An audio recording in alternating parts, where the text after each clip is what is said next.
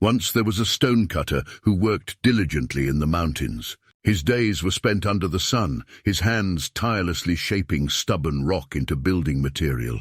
His strength was as notable as his humility, but in the heart of this simple man flickered the flame of ambition. One day, as he chiseled away at the mountain, a procession passed by on the road below, heralding the coming of a powerful king. The stonecutter paused and observed the majesty and respect that followed this figure. A thought arose within him like a silent whisper in the wind.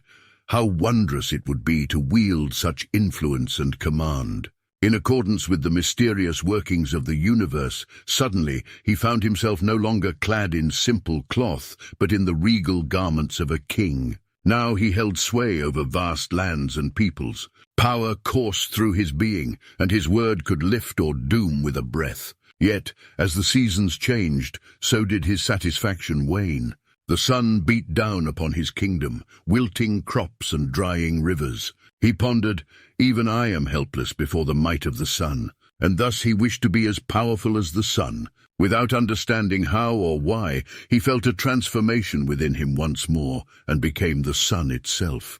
He shone brilliantly and proudly across all corners of existence, casting warmth and light without prejudice. But soon enough, he found that clouds could obscure his rays and diminish his influence over the earth. In silent contemplation, he desired then to become a cloud, floating free and untouchable above all creation. So he became a cloud, heavy with rain, casting shadows over the earth. He poured forth life-giving water onto the land, but realized that despite his reach, something resisted him still, solid and immovable. Looking down upon the mountains from his lofty height, it dawned upon him that not even clouds can wear away their grandeur.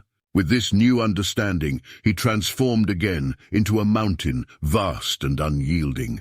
For an age, he stood tall until one day he felt a peculiar sensation at his base, a chipping away by a simple stone cutter.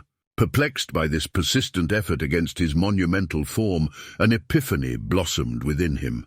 He recognized now that true power lay not in dominion or size, but rather in purpose and unrelenting perseverance, even if one was accomplishing what seemed like an insignificant task.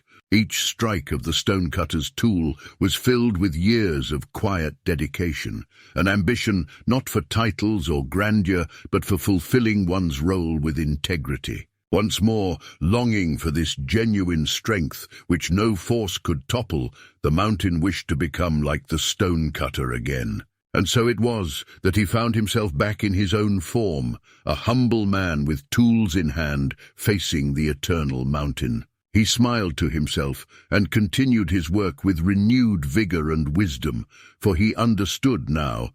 Ambition is not about becoming something greater than we are, but realizing the power inherent in our own being and our place within this vast tapestry of life.